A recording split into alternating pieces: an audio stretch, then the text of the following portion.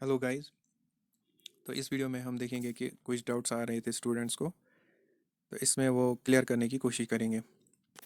तो इस वीडियो में आप ये पॉइंट्स जो हैं डिस्कस होंगे। Rank IQ predictions and reality क्या है, in which district you may be appointed, diploma needed in which notification, if percentage of two or more candidates is same तो तब क्या प्रोसीजर फॉलो होगा, कट ऑफ जूनियर रेस्टोरेंट क्या होगा, low होगा या high, which department to choose. अब इसमें हम सजेशन देंगे कि कौन सा डिपार्टमेंट में कितना वर्कलोड है और आप क्या उसमें कौन कौन सा डिपार्टमेंट आपको आप चूज़ कर सकते हो। तो बढ़ते हैं आगे हम। तो पहले अगर देखेंगे हम रैंक आईक्यू प्रेडिक्शंस और रियलिटी क्या है। बहुत सारे स्टूडेंट्स ये समझते हैं कि रैंक आईक्यू में अगर आपका 200 रैंक आया या 300 सपोज, तो इसका मतलब ये नहीं है कि आपकी अब रैंक 300 आ रही है। इसका मतलब ये नहीं है कि 200 है। इसमें अभी ऐड होना है टाइपिंग। टाइपिंग आउट ऑफ 20 है। तो जब वो इसमें ऐड होगा आप खुद ही सोचो डिफरेंस कितनी आएगी। अगर कोई बंदा फॉल करता है ना 300 में, तो एटलीस्ट जब इसके टाइपिंग ऐड होंगे ना, तो वो सीधा ही चला जाएगा 200 की रैंक में, यानी कि उसकी रैंक बढ़ जाएगी। Once his typing marks are added, his her typing marks are added, तो उसी हिसाब से उसकी रैंक भी बढ़ जाएगी। तो बहुत सारे स्टूडेंट्स का ये है कि वो रैंक आईक्यू पे ही ये ज़्यादा रिलाई करते हैं। ऐसा आपको नहीं करना है। आपको ये दिमाग में रखना है कि अभी टाइपिंग के मार्क्स जब ऐड होंगे तो आपकी जो है आपकी रैंक चेंज होगी, इम्प्रूव होगी। So no need to worry about that. इसमें कोई आपको ये पैनिक होने की बात ही नहीं है इसमें। ठीक है, बहुत सारे स्टूडेंट्स ये समझते हैं कि भाई ये आप पूछते हैं कि रैंक आईक्यू पे आपकी रैंक क्या है, ये उस पर कुछ डिसाइड नहीं होने वाला। सपोज़ करो अगर एक सिंपल हम मानेंगे, अगर किसी के रिटर्न में 60 आ रहे हैं, ठीक, और इसके टाइपिंग में 8 आ रहे हैं, तो ये कितने बने इसके 68। अब कोई बंदा ऐसा है जिसके मान लो 55 ही है मान लो, ठीक है ना, हम 55 ही रखते हैं रिटर्न में, ये हम रखते हैं इसके रिटर्न में, ठीक। तो मान लो अब आपको पता नहीं है इसके टाइपिंग में कितने हैं। मान लो इसके 12 आ गए इसमें, तो कितना हुआ 7 और 67। अब इसमें इन दोनों में क्या डिफरेंस रहा, ये तो एक ही जगह दोनों पहुंच गए। एक मार्क्स का डिफरेंस है इनमें, तो एक मार्क्स का डिफरेंस है, लेकिन आप देखो सिलेक्शन दोनों की बहुत ही नियर है, बहुत ही पॉसिबल है। तो यहाँ पे आप देखो कितनी चेंज आ गई। आपने एक को रिटर्न में 55 ही रखी है, लेकिन अगर उसी दूसरे बंदे को अगर रिटर्न में 60 भी आते हैं ना, तब भी वो 68 ही बन जाता है, और इसके 67 बन जाते हैं 12 आके ही। ठीक है ना। तो ये थी एक छोटी एग्जांपल। ऐसे ही बहुत सारे फैक्टर्स हैं जो इसको इफ़ेक्ट करेंगे। तो मकसद यही है कि आप रैंक आईक्यू पे रिलाई मत करो। किसके केस में मैं बोल रहा हूँ, जूनियर रेजिस्ट्रेंट के एग्ज़ाम में। जो बाकी आपके एग्ज़ाम होते हैं ना, उसमें आप रिलाई कर सकते हो, है ना, कुछ हद तक। वो भी कुछ हद तक कर सकते हो आप रिलाई, क्योंकि वो टीयर 1 होता है। जो जूनियर रेजिस्ट्रेंट है ना, इसमें टीयर 2 हुए हैं। आप ही देखो एलिमिनेशन कितनी हुई थी। आपके टाइपिंग में अराउंड 75,000 कैंडिडेट्स थे, जिसकी एलिमिनेशन होते ही अराउंड 14,000 समथिंग कैंडिडेट्स ने इसको क्वालिफाई किया था। और आप ये भूल रहे हो कि ये जो है ना, ये टीयर 2 का एग्ज़ाम है। ये 2 टीयर एग्ज़ाम है, 1 टीयर नहीं है। और रिज़ल्ट में डिले इसीलिए हो रहा है क्योंकि जो ये टाइपिंग मार्क्स है ना, इसको ऐड करने अभी बाकी होंगे, तभी तो इतना लेट हो रहा है, नहीं तो इन्होंने निकाला होता अभी तक। चलो चलते हैं आगे अब। हाँ, अब ये है कि इन विच डिस्ट्रिक्ट यू में बी अपॉइंटेड। आदमी को ये लग रहा है कि जो क्लास 4 के रूल्स हैं उसके अकॉर्डिंग ये है कि आप जो पेरेंट डिस्ट्रिक्ट है आपका, जिससे आप बिलोंग करते हो, उसमें आपके पॉइंट्स मिलते थे। तभी वो ज़्यादा फोकस देते थे कि अगर आप पेरेंट डिस्ट्रिक्ट के हो तो आपको पॉइंट्स मिलेंगे, प्रेफरेंस उसी को ज़्यादा दी जाती है। लेकिन इस केस में ऐसा नहीं है। आप देखो रूल्स चेंज हो गए क्लास 4 के।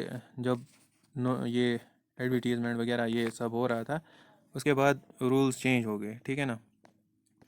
ऐसा टोटली चेंज हो गया। तो इसमें ऐसी चीज़ ही नहीं है। अगर आप ऐसे हो कि आपने सभी नोटिफिकेशन उसको जो है अप्लाई किया हुआ है, तो आप किसी भी डिस्ट्रिक्ट में जा सकते हो। इसमें कोई ये नहीं है, रिस्ट्रिक्शन है ही नहीं।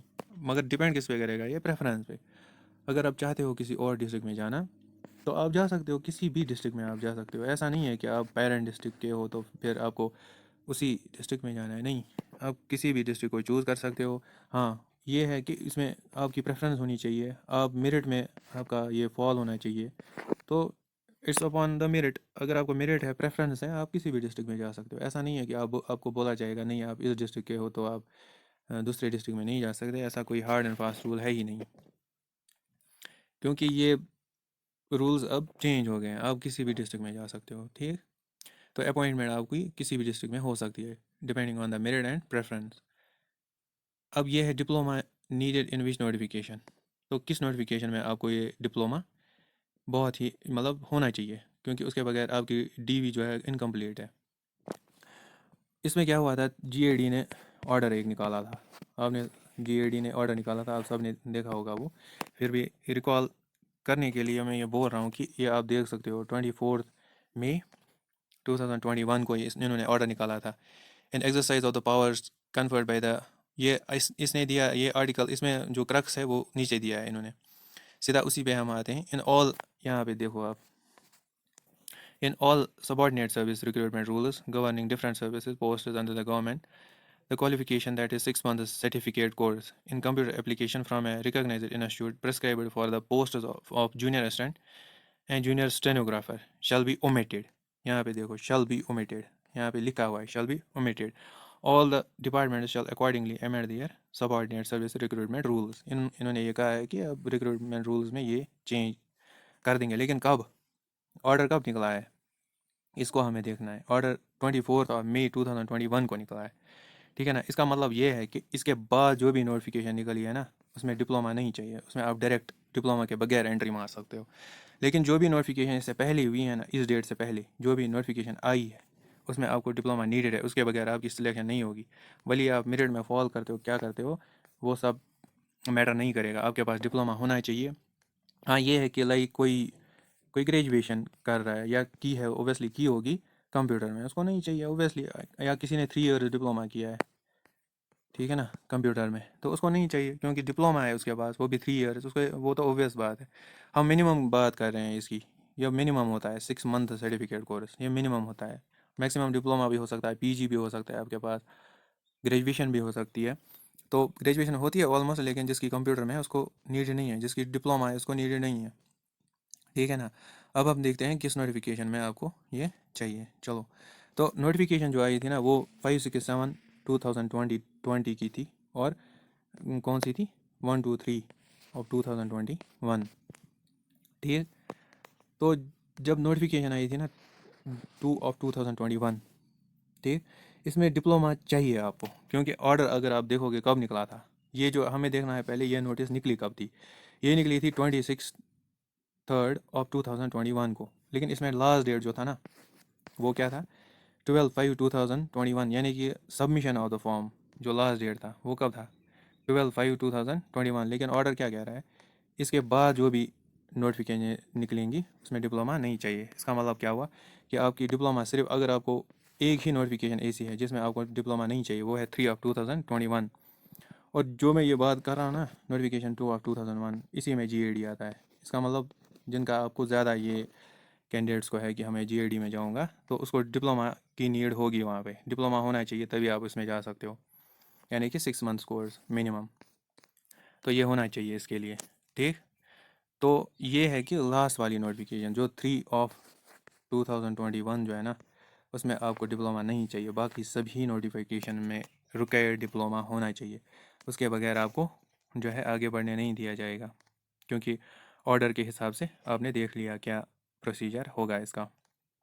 तो चलिए आगे। तो if percentage of the 2 are more candidates is same, इसमें भी बहुत सारों को कन्फ्यूजन है कि तब क्या होगा, क्योंकि आपने मैक्सिमम जो देखा होगा लिस्ट निकलता है उसमें 100% ऐसे दिया होता है, दूसरे के भी 100%, तीसरे के भी 100%, ठीक।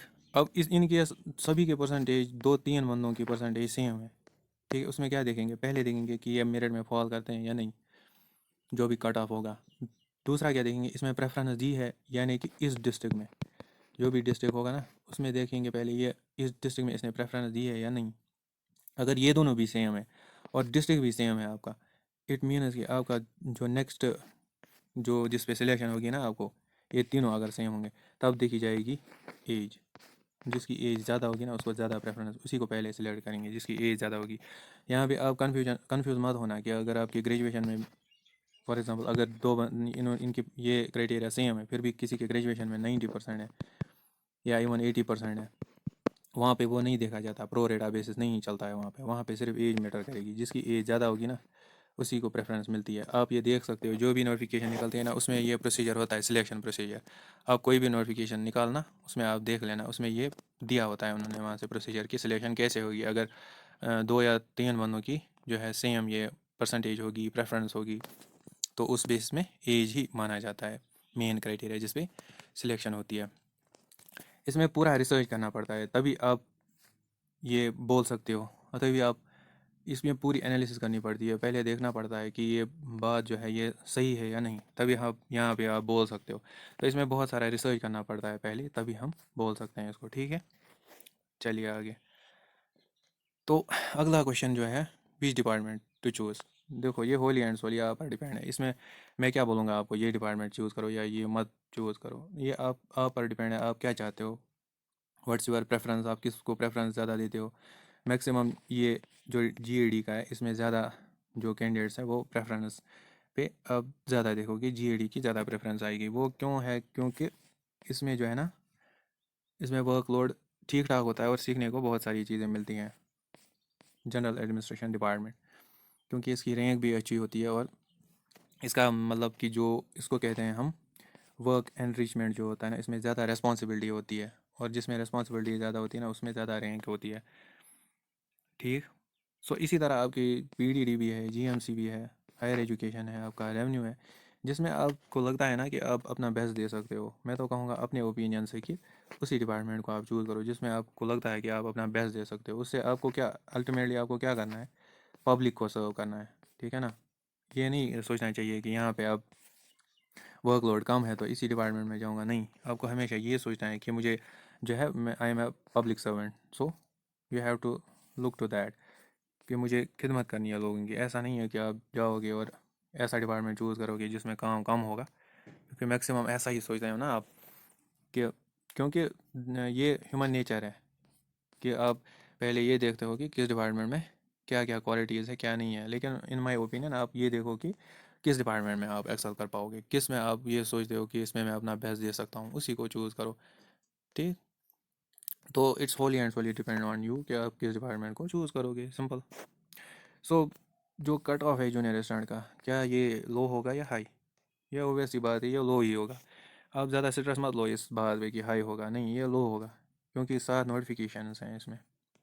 ठीक है ना, 7 नोटिफिकेशंस बहुत कुछ होता है। अगर मान लो, अगर हम मान लेंगे फॉर एग्ज़ाम्पल अगर इसका 60 होगा कट ऑफ, फॉर एग्ज़ाम्पल मैं बोल रहा हूँ, अगर इसका 60 होगा या मान लो 70 हो जाएगा, ठीक है ना, तो फिर जब नोटिफिकेशन निकलेगी आप खुद ही देखोगे कि ये 7 नोटिफिकेशंस में ये सब डिवाइड जब होगा या आप जब प्रेफरेंस दोगे तो ये बहुत ज़्यादा लो जाएगा। सो डोंट वरी, स्ट्रेस लेने की कोई बात ही नहीं है इसमें।